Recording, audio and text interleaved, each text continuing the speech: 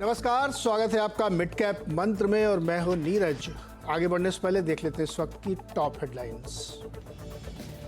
लगातार 4 दिनों की तेजी के बाद बाजार आज सीमित दायरे में। निफ्टी और बैंक निफ्टी दोनों फ्लैट, मिड कैप और स्मॉल कैप में आज आउट परफॉर्मेंस। वैल्यू अनलॉकिंग की तैयारी से एबी फैशन में 11% से ज्यादा का उछाल, बना वायदा का टॉप गेनर। कंपनी की मधुरा फैशन लाइफस्टाइल कारोबार के डीमर्जर की तैयारी। ग्रुप कंपनी एबी कैपिटल में भी 8% की उछाल। टाटा टेक में 6% की तेजी। कंपनी ने बीएमडब्ल्यू के साथ ऑटोमोटिव सॉफ्टवेयर और आईटी सॉल्यूशंस के लिए जेवी किया। जेवी में दोनों कंपनियों की 50-50 हिस्सेदारी होगी। कैम्स में 5% का उछाल। सब्सिडरी कैम्सरेप ने इंश्योरेंस पॉलिसीज को इलेक्ट्रॉनिक मोड में जारी करना शुरू किया।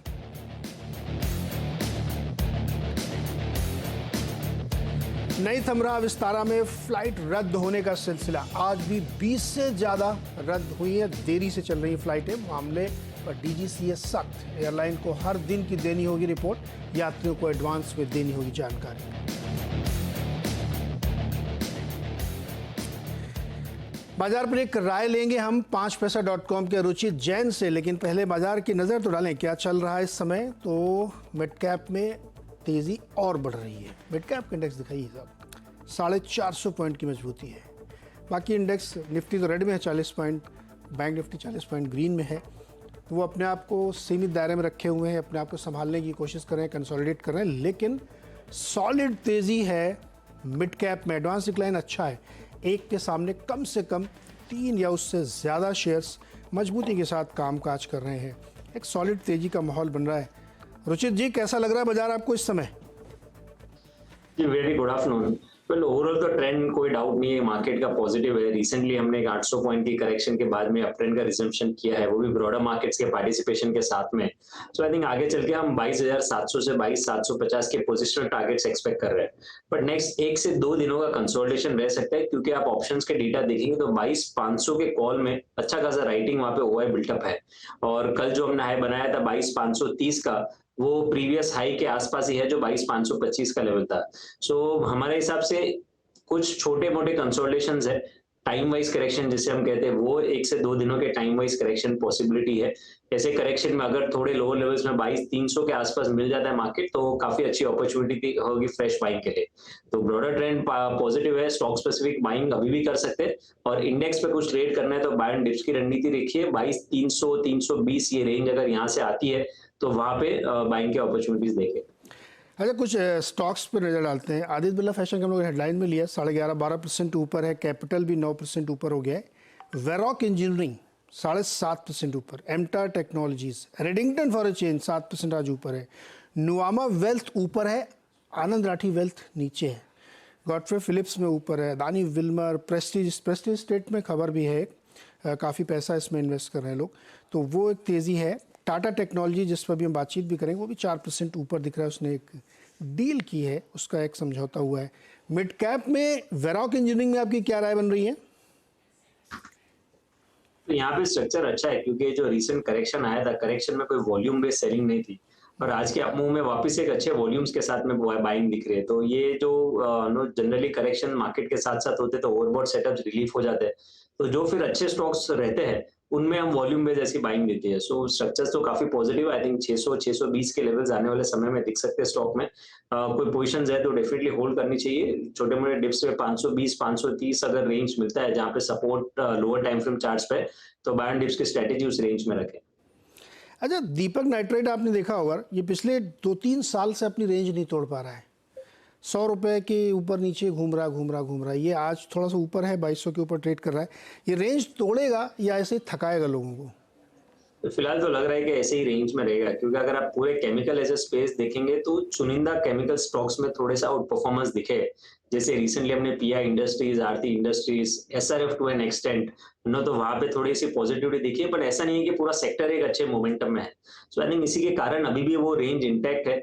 फॉलिंग ट्रेंड लाइन का रेजिस्टेंस 2240 2250 के आसपास आता है। जब तक वो अच्छे वॉल्यूम्स के साथ में ब्रेकआउट नहीं आ जाता है, तब तक कोई बड़ी तेजी की एक्सपेक्टेशन नहीं है। डाउनसाइड लिमिटेड है मे बी, बट लेकिन जैसे मैंने कहा कि जब तक वॉल्यूम बेस्ड बाइंग पूरे सेक्टर में नहीं रहेगी तब तक कोई बड़े मूव्स स्टॉक में एक्सपेक्ट नहीं करनी चाहिए। तो यही 2100 से लेके 2250 आई थिंक यही ट्रेडिंग रेंज स्टॉक के लिए रहेगी। ओके रुचित, रुकिएगा आप, जरा कुछ और खबरें लेते हैं फिर आपसे चर्चा करते हैं। बाजार के फोकस में आज आदित्य बिरला फैशन का शेयर बना हुआ है। दरअसल कंपनी ने बड़ी डिमर्जर का ऐलान किया है। क्या है इस डिमर्जर की हाइलाइट्स और क्या होगा इसका फायदा इसके शेयर होल्डर्स को, ये जानकारी देने के लिए हमारे साथ यतिन मोहता जी मौजूद हैं। यतिन जी, इतनी खबर तो हमें पता है कि ये वर्टिकल 2 बना रहे कंपनी, क्या डिटेल है? तो डिटेल ऐसी है नीरज जी कि जो आदित्य बिरला फैशन रिटेल है, इन्होंने एक डिमर्जर का ऐलान किया। ऑब्वियसली जो कॉन्टूर्स हैं ट्रांजैक्शन के बोर्ड अप्रूवल के बाद आते हुए नजर पड़ेंगे, लेकिन इनकी योजना ऐसी है कि ये जो मधुरा फैशन और लाइफस्टाइल कारोबार है, ये दोनों को अलग किया जाएगा, जिसके अंदर कंपनियां दोनों तरीके से अलग अलग रहेंगी। डिमर्जर के बाद कंपनी की ग्रोथ बेटर रह सकती है। इंडिविजुअली कंपनी अपना फंड रेज भी सक्सेसफुली कंप्लीट कर सकता है, क्योंकि इन्वेस्टर्स की रिक्वायरमेंट अलग होती है, शायद उनको भी एक अनलॉकिंग का मौका मिलता हुआ दिखाई पड़े। डीमर्जर के बाद एबी फैशन में वैल्यू रिटेल एथनिक प्रोडक्ट्स आएंगे और लग्जरी और डिजिटल ब्रांड जो है वो एबी फैशन में रहेंगे। हालांकि बाकी की जो मैन्युफैक्चरिंग कैपेबिलिटीज है वो मधुरा फैशन में आती हुई नजर पड़ेगी और डीमर्जर के 1 साल के बाद जो है कंपनी फंड जुटाना शुरू कर देगी। ये भी काफी इंपॉर्टेंट पहलू है और इस पर्टिकुलर अनाउंसमेंट के बाद इंट्राडे में शेयर लगभग 15% तक ऊपर चला गया था। अभी भी लगभग 12% की तेजी आपको एबी फैशन रिटेल में आती हुई नजर पड़ रही है। ये जो बड़े बड़े फैशन डिजाइनर ये किस में रहेंगे? बड़े मुझे लगता है नीरज जी इनको बहुत क्लियर करना है कि जो डिजिटल फैशन वाली चीजें हैं वो एक तरफ करनी है। ट्रेंड ने बहुत सक्सेसफुली ये चीज की है, तो मुझे लगता है उसी तर्ज पे एबी फैशन भी अभी इसको ले जाने की कोशिश कर रहा है कि मैन्युफैक्चरिंग और जो रेगुलर बिजनेस है वो एक जगह रखा जाए और जो इन्वेस्टर्स की आंखों में सबसे बेहतरीन बिजनेस है उसको अलग कर दिया जाए। तो शायद इसी वजह से आज स्टॉक में थोड़ा बहुत पॉजिटिव रुझान भी देखने को मिला। ओके, वैल्यू अनलॉकिंग 236 पे चल रहा है, करीब 12% ऊपर है। रुचित जी, आपको अच्छा लग रहा है ये स्टॉक? रनिंग पोजिशनली देखे तो काफी अंडर परफॉर्मेंस ये स्टॉक में रहा है और अब ये न्यूज के बाद जैसे बाइंग हमने आज देखी है, गैप अप के बाद भी फॉलो अप मूव स्ट्रॉन्ग है। ऐसा नहीं है कि गैप अप ही हुआ है और फिर सेलिंग आई है। तो मेरे से कहीं ना कहीं वो जो अंडर परफॉर्मेंस है अभी स्टॉक पूरा कर देगा और slow and gradual up move में आपको 260 265 के लक्ष्य शॉर्ट टर्म में एक्सपेक्ट करने चाहिए। तो सडनली स्टॉक में आई थिंक स्ट्रेंथ है और वो और स्ट्रेंथ आगे चल के पोजिशनली बढ़ सकती है 265 की तरफ, 265 की तरफ बढ़ सकती है। और जो भी इसमें इन्वेस्टेड है तो उनको तो कम से कम बने रहना चाहिए। जब तक पूरी स्कीम सामने नहीं आती तब तक आपको इस पे इन्वेस्टेड रहना चाहिए। रुचित जी, रुकिए, एक और खबर लेते हैं। टाटा टेक्नोलॉजीज़ और कैम्स में भी आज जोरदार तेज़ी का माहौल बना हुआ है। टाटा टेक्नोलॉजीज़ में खास तौर पर इसलिए कि इन्होंने एक जॉइंट वेंचर किया है और वो जॉइंट वेंचर ये है कि वो BMW के साथ एक IT सॉल्यूशंस और उनके लिए डिज़ाइनिंग का काम करेंगे। साथ ही जो कैम्स है उन्होंने डिमेट फॉर्म में इंश्योरेंस पॉलिसी जारी करना शुरू कर दिया, क्योंकि ये इरडाई की तरफ से मैंडेट दिया गया था। एक एक समझते हैं। टाटा टेक्नोलॉजी समझाइए पहले क्या करने वाले हैं। जी, स्टॉक में हमने देखा एक अच्छा खासा एक्शन, इनफैक्ट कल दोपहर से ये स्टॉक एक्शन में रहा है, लेकिन BMW के साथ एक जॉइंट वेंचर में कंपनी उतरी है। अब इस जेवी में दोनों की 50-50% पार्टनरशिप रहेगी। काम बेसिक है, ऑटोमोटिव सॉफ्टवेयर कंपनी बनाएगी और साथ ही IT सॉल्यूशंस के कारोबार में ये जॉइंट वेंचर काम करता हुआ दिखाई देगा। सॉफ्टवेयर डिफाइंड व्हीकल्स जो एक प्राथमिकता रही है और टाटा टेक्नोलॉजीज का बेसिक कोर बिजनेस रहा है, उसी के तहत ये BMW की लग्जरी या फिर प्रीमियम कार्स पर काम होता हुआ दिखाई देगा। इसीलिए ये जेवी साइन किया गया है। शुरुआत करीब 100 कर्मचारियों से होगी। 3 हब्स बनेंगे, पुणे, बैंगलोर और IT चेन्नई में लार्जली IT सॉल्यूशंस का काम होगा, लेकिन पुणे और बैंगलोर वाले हब्स में कंपनी वो ऑटोमोटिव सॉफ्टवेयर पर काम करने वाली है। अब मार्केट ने इस तरह का रिएक्शन क्यों दिया है, इसके 2-3 कारण हैं। लिस्टिंग इसकी अच्छी रही, लेकिन उसके बाद स्टॉक ने ज्यादा कुछ रिटर्न नहीं दिए। इनफैक्ट पिछले 6 महीने में अगर आप देखें 15% नीचे ट्रेड कर रहा है, वो एक चीज थी। दूसरी चीज जो बाजार पर काफी ज्यादा जो मार्केट को संकोच में डाल रही थी कि कंपनी का जो इस समय 30% रेवेन्यू आता है वो लार्जली टाटा ग्रुप कंपनियों से ही आता है, तो वहां पर एक कॉन्सेंट्रेटेड रिस्क था। लेकिन इस तरह का जेवी और एक बड़ी कंपनी BMW जैसी कंपनी के साथ हाथ मिलाने के बाद वो कॉन्सेंट्रेटेड रिस्क कम होने के आसार बनते दिखाई दे रहे हैं। इसीलिए उस स्टॉक में एक अच्छा रिएक्शन देखने को मिला। इनफैक्ट कल बोफा सिक्योरिटीज ने इस पर एक बाय कॉल इनिशिएट किया है। पहले न्यूट्रल थे, उनका टारगेट भी 1250 के आसपास आया है। उस लिहाज से स्टॉक फ्लेवर में था ही, लेकिन आज 4 चांद लगे हैं ये BMW की डेवलपमेंट के बाद। तो बैंक ऑफ अमेरिका की रिपोर्ट थी जिसमें 1200 से ऊपर के टारगेट थे। टाटा टेक्नोलॉजीज में आज 4.5% ऊपर है। रुचित जी, टाटा टेक्नोलॉजीज खबर तो बहुत बढ़िया है, कैसा लग रहा है चार्ट पे आपको? छोटा होगा चार्ट हालांकि। जी बिल्कुल, वही इशू है कि बहुत ही कम डेटा है चार्ट पे, रिसेंट लिस्टिंग है इसके लिए। लेकिन जितना भी डेटा अवेलेबल है उसमें आज के वॉल्यूम्स अगर देखें तो अच्छे वॉल्यूम्स के स्टॉक में प्राइस अप हुआ है। अब जो इंपॉर्टेंट मूविंग एवरेजेस है उसके हिसाब से 1140 काफी इंपॉर्टेंट लेवल है स्टॉक को जो सरपास होना चाहिए इन केस ये तेजी को सस्टेन्ड अप मूव होना है तो।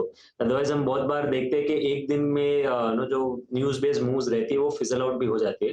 पर 1140 आई थिंक काफी इंपॉर्टेंट हर्डल है स्टॉक में, जहां पे 89 डेज का एक्सपोनेंशियल मूविंग एवरेज है। एक बार वो लेवल क्रॉस हो जाती है फिर आप ये जो आज की अपमूव आए उसको एक सस्टेनेबल मूव में ये कन्वर्ट हो सकता है। इंटरेस्टिंग। कैम्स ने भी कहा है कि सारी पॉलिसी डिजिटल की जाएंगी। जी हाँ, इनफैक्ट IRDA की तरफ से ये प्रावधान आया है कि 1 अप्रैल ऑनवर्ड्स जो भी आप पॉलिसी अगर रिन्यू करते हैं या फिर नहीं खरीदते हैं वो प्राइमरीली एक इलेक्ट्रॉनिक फॉर्म में आपके हाथ आएगी, तो वो पेपर संभाल के रखने की कोई जरूरत नहीं है। अब इसमें कैम्स ने एक कुछ ही देर पहले रिलीज पेश की कि ये काम वो पहले से करते आए हैं और ये सेकंड लार्जेस्ट प्लेयर है जो डिजिटल पॉलिसीज या फिर इलेक्ट्रॉनिक फॉर्म में इंश्योरेंस पॉलिसीज दे रही है। तो 45 इंश्योरर्स के साथ लाइफ नॉन लाइफ मिलाकर कैम्स अब तक काम करती आई है अपनी सब्सिडरी के थ्रू।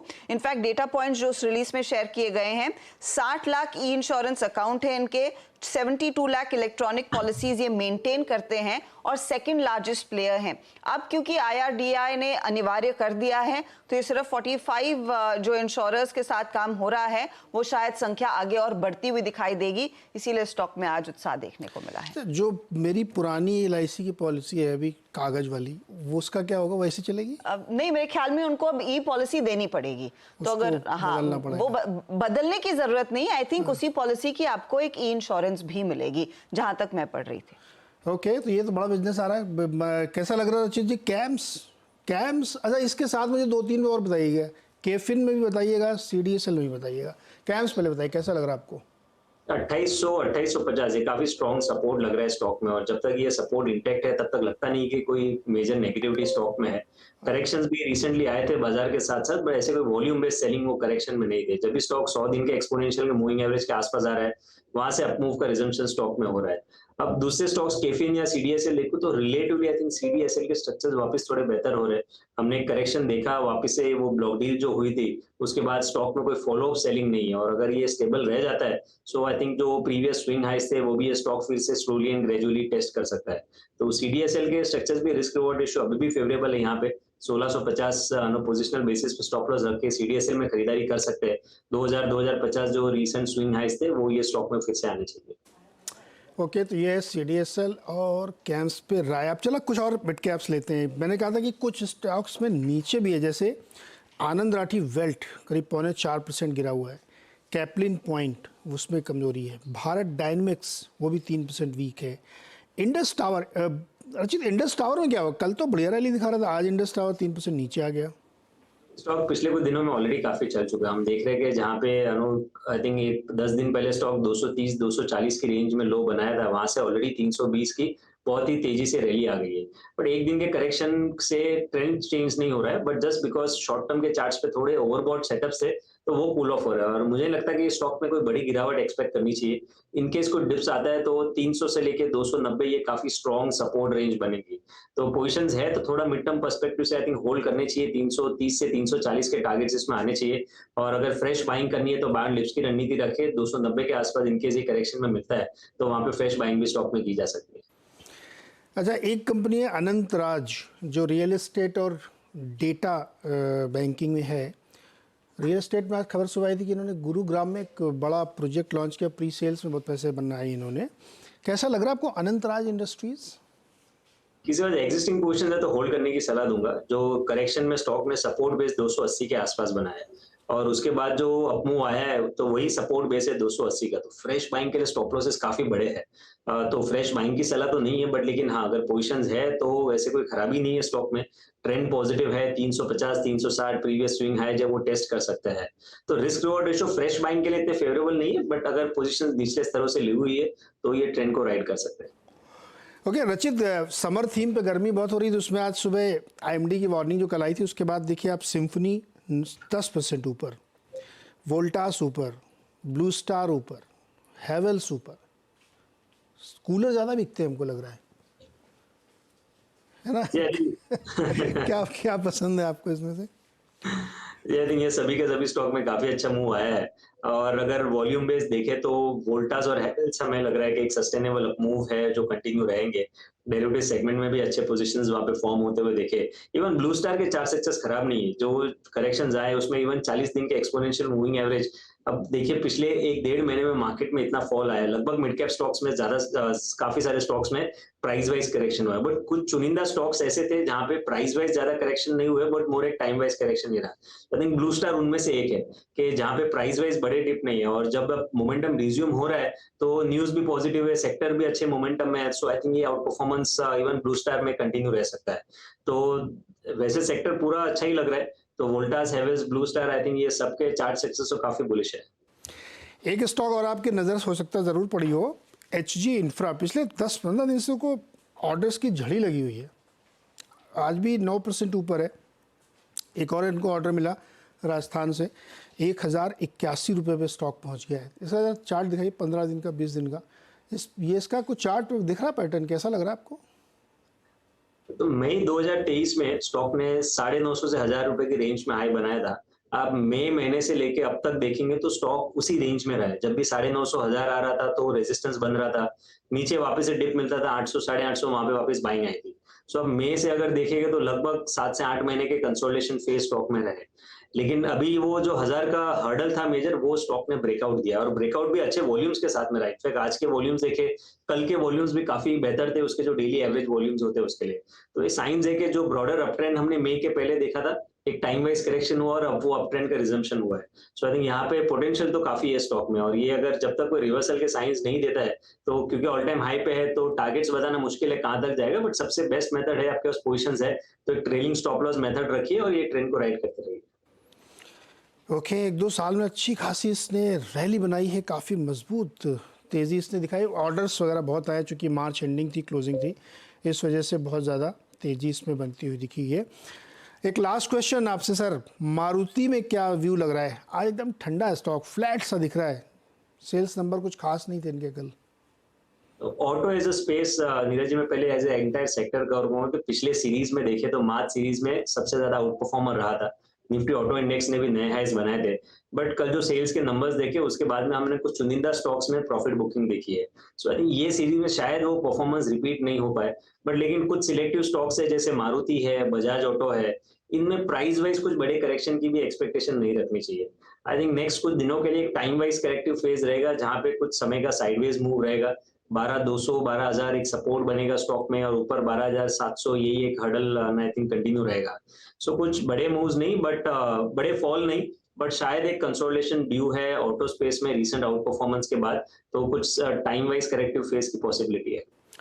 ओके रचित भाई, बहुत बहुत शुक्रिया, बहुत सारे सवालों के आपने जवाब दिए, हमारे साथ जुड़े दर्शकों की मदद की, बहुत शुक्रिया हमारे साथ जुड़ने के लिए। एक छोटा सा ब्रेक लेंगे यहाँ पे। ब्रेक के बाद अगर आपकी विस्तारा की एयरलाइंस और आप परेशान हैं कि बार बार डिले हो रही है या कैंसिल हो रही है, तो उसमें क्या होने वाला है आगे, डीजीसीए क्या करने वाली है, ये सब की जानकारी होगी ब्रेक के बाद।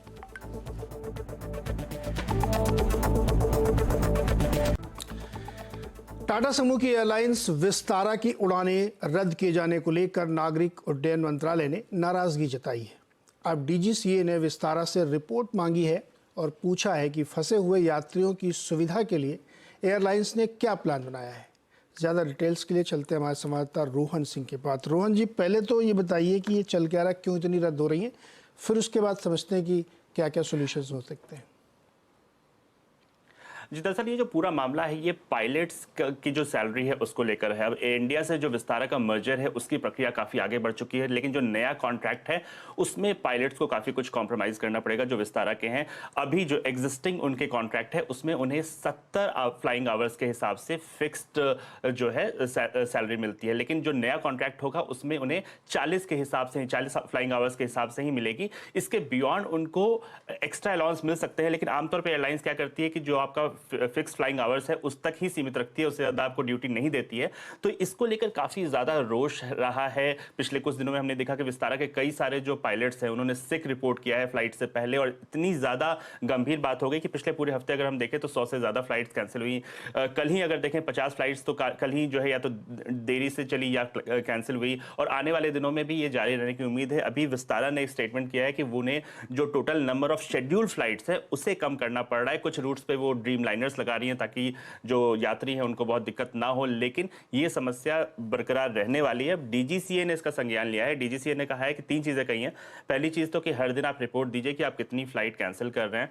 दूसरी चीज कि एडवांस में जो यात्री हैं उनको जानकारी दी जाए, ऐसा ना हो कि यात्री एयरपोर्ट पहुंच जाए तब उन्हें इंफॉर्मेशन मिल रही है। और तीसरी चीज की जो सिविल एविएशन रूल्स हैं, चाहे वो कैंसिलेशन को लेके हो या रिफंड को लेके हो, इनका पालन किया जाए। तो डीजीसीए तो इसको लेकर काफी सख्त है। आज सुबह ही सिविल एविएशन मिनिस्टर जो है ज्योतिरादित्य सिंधिया, उन्होंने इसका संज्ञान लिया, कहा कि एयरलाइंस क्या कर रही है उनके बिजनेस में वो इंटरफेयर नहीं करेंगे, लेकिन यात्रियों को दिक्कत नहीं होनी चाहिए। तो चूंकि ये मामला पायलट्स को लेकर है, क्रू को लेकर है, तो ये जब तक विस्तारा की तरफ से, टाटा ग्रुप की तरफ से जब तक कोई एक क्लैरिफिकेशन नहीं आता है, हम उम्मीद करते हैं कि ये बरकरार रहेगी। लेकिन जो है इसका फायदा बाकी एयरलाइंस को हो सकता है, खासतौर पर इसलिए क्योंकि पायलट्स की ओवरऑल शॉर्टेज है इंडस्ट्री में, और इंडिगो हो या बाकी प्लेयर्स हो वो जरूर चाहेंगे कि इस तरह की जो समस्या है उनको अपॉर्चुनिटी के रूप में इस्तेमाल करना चाहेंगे। लेकिन फिलहाल रोहन, अगर आप विस्तारा की फ्लाइट से जा रहे हैं तो आपकी फ्लाइट डिले हो गई या कैंसिल हो रही है, तो आपके लिए क्या ऑप्शंस हैं?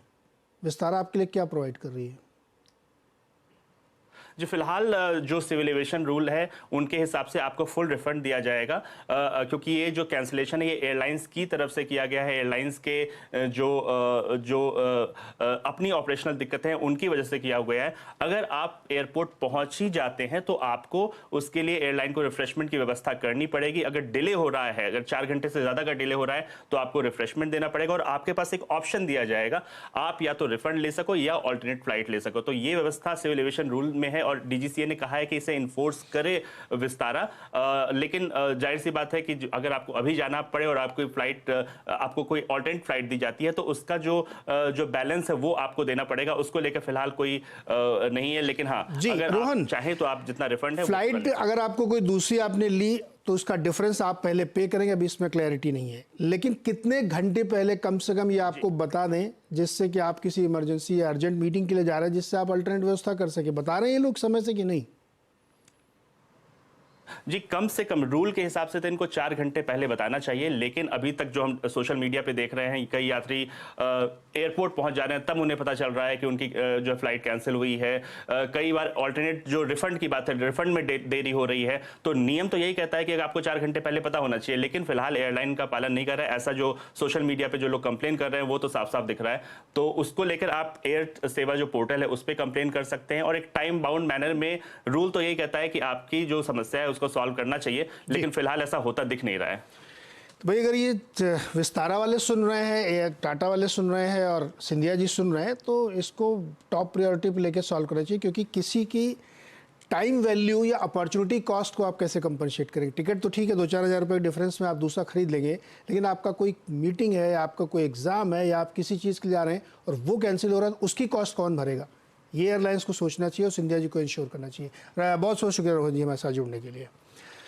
चलिए, वक्त है खिलाड़ी नंबर 1 के अपडेट का, और इस हफ्ते के हमारे जो मुकाबले में खिलाड़ी हैं उनका नाम है शेर खान, BNP पारिबा के जतिन गेडिया, SSJ फाइनेंस के विरल छेड़ा और MK ग्लोबल के कपिल शाह। ग्रैन्यूल्स इंडिया विरल छेड़ा ने बाई किया है, 470 का टारगेट, स्टॉप लॉस 425 का है, ये इनका एडिशन है। और इसके बाद IRCTC इनके इसमें एडिशन है, टारगेट 1050, स्टॉप लॉस 900 का, प्रॉफिट इन्होंने बुक कर लिया इसमें से। कपिल शाह ने क्रॉम्पटन बाई किया है, 307 के टारगेट के लिए, 275 का स्टॉप लॉस ये लगाएंगे। अब दिखाइए मुनाफा मीटर। वाओ, विरल छेड़ा बहुत नैरो मार्जिन से लीड कर रहे हैं, 6.89%। जतिन गेड़िया ज़्यादा पीछे नहीं है, 6.72% पे चल रहे हैं। कपिल शाह 3.14 के साथ तेजी से ऊपर की तरफ आ रहे हैं। तीनों खिलाड़ियों को शुभकामनाएं। अभी और 2-3 दिन बाकी हैं, देखते हैं कैसा प्रदर्शन होता है। चलिए यहाँ पे एक छोटा सा ब्रेक, और ब्रेक के बाद KYC में आज बातचीत करेंगे KEI इंडस्ट्रीज, एक केबल और वायर बनाने वाली लीडिंग कंपनी है। कंपनी के CMD अनिल गुप्ता जी हमारे साथ जुड़ेंगे। नंबर्स पे बहुत चर्चा नहीं होगी क्योंकि रिजल्ट सीजन आ चुका है, साइलेंट पीरियड है, लेकिन बिजनेस एनवायरनमेंट कैसा है, रॉ मटेरियल प्राइसेस कैसे हैं, उस पर ज़्यादा बातचीत करेंगे छोटे से ब्रेक के बाद।